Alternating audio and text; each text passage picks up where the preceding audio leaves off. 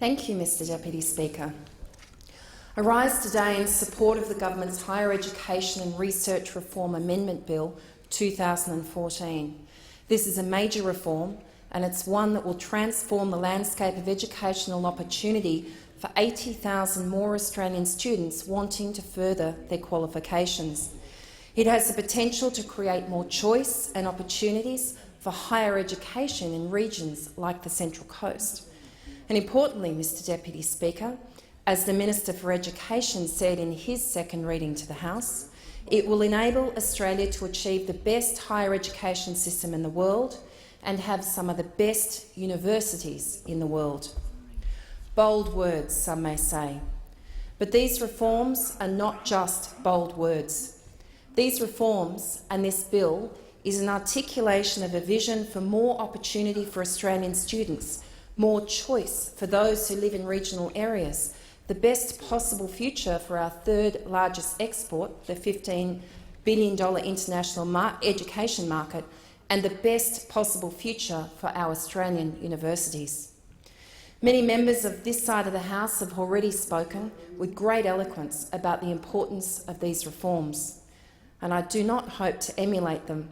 But in rising to add my voice to this great and very important debate, I think back to my own experience as a 17-year-old girl growing up in Point Clare in my electorate and facing the choice about which university I should attend. Mine was not a wealthy family, far from it. I've spoken before, Mr Deputy Speaker, about my own experiences growing up in a largely single-income family, the eldest of 5 children and the daughter of a school principal. My parents couldn't afford to financially support me through my university degree, but they did encourage me to pursue my dreams. And for me, that was studying English and history at university, with maybe a bit of music thrown in for good measure, through a Bachelor of Arts degree. I studied hard at my school at Narara. I got a good TER, as they were called back then, a TER that enabled me to have a range of options in terms of university choice. But no TER that I gained actually gave me the choice I perhaps would have liked to have, that of studying locally. Because even though we had a university campus on the Central Coast, the Ourimbah campus of the highly esteemed University of Newcastle, the degree I wanted to pursue, a general humanities degree, was not an option.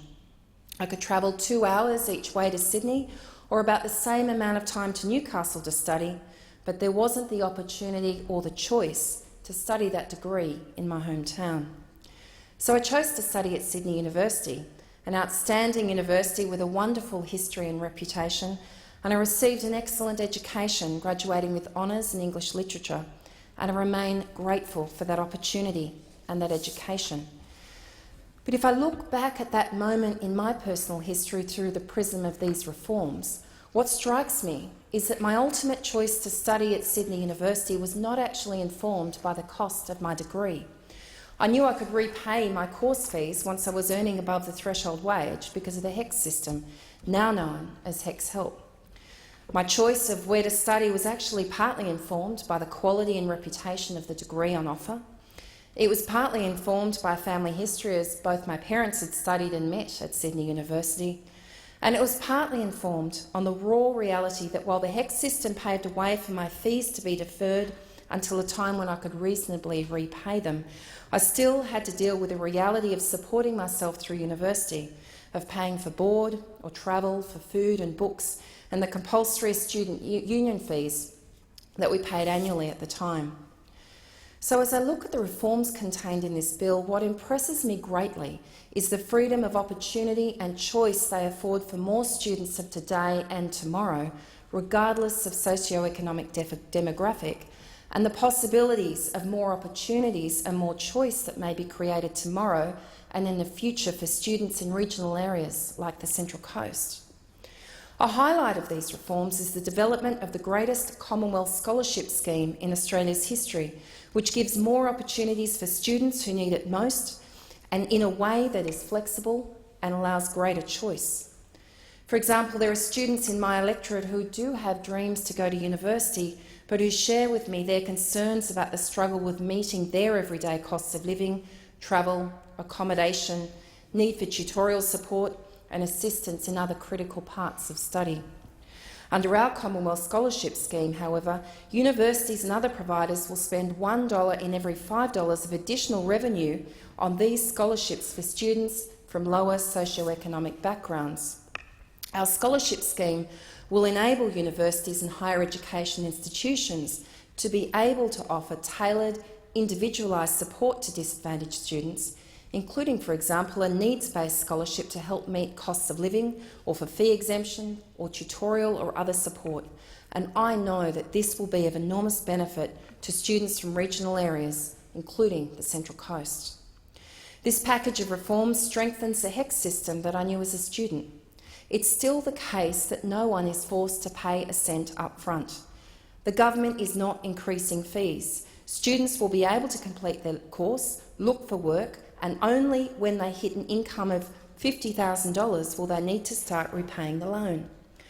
Mr Deputy Speaker, what we are doing is working to make sure that students aren't disadvantaged by these changes. HECS loans will continue to be available to assist students with the cost of their education. We're also determined to create an environment where universities can remain at the forefront of research. A few examples include $150 million in 2015-2016 for the National Collaborative Research Infrastructure Strategy. There will be $139.5 million to deliver 100 new 4-year research positions per year under the Future Fellowship Scheme. And we're accelerating research into dementia by committing $26 million into this important area of research. This is all part of our plan to help make universities more internationally competitive in teaching and research. Mr Deputy Speaker, our reforms include reducing the Commonwealth Grant Scheme by 20%. This is a fund that pays each university the subsidy for student fees. But the current debate about these reforms has led to some inflated and, dare I say, inflammatory claims about fees. Let's be clear, the government is not mandating a fee increase. What we're doing is actually freeing universities to set their fees based on what an individual institution may choose to charge and what students who wish to attend that institution choose and agree to pay. The reality is that in order for Australian universities to be some of the best in the world, in order for the higher education system to be financially sustainable, and in order for high-quality teaching and learning to be delivered for decades to come, we need these changes to happen. Members opposite need to accept the reality that the coalition government is dealing with a mess that was left to us by the former Labor government, who in their 6 years in government cut $6.6 billion in funding to higher education, including more than $3 billion in their last year in office alone. They need to accept the reality that our reforms will help make our university sector more sustainable by reducing the cost to the taxpayer of student education from an average of 60% contribution from the public purse to around 50%.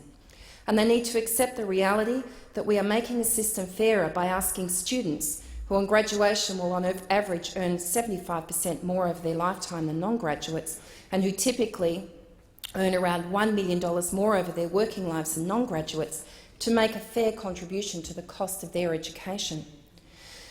Mr Deputy Speaker, a large part of our reforms, and an important part of our reforms, is about creating more choice for universities to respond to the market and their own centres of excellence and expertise, and for students.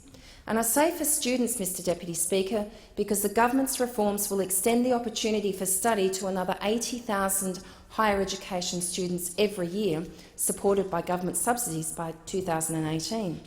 This includes an estimated 48,000 students in diploma, advanced diploma and associate degree courses, and 35,000 additional students undertaking bachelor courses. Importantly, these students will include more people from disadvantaged backgrounds, rural and regional communities, people who require extra support to succeed in universities, and workers who want to update their skills and qualifications. This reform of extending the demand-driven Commonwealth funding system for students studying for higher education diplomas, advanced diplomas and associate degrees will cost $371.5 million over 3 years and was derived through consultation with the education sector. In relation to my own electorate of Robertson, Mr Deputy Speaker, at present there are 4,447 people attending a university and 2,920 people attending a technical institution.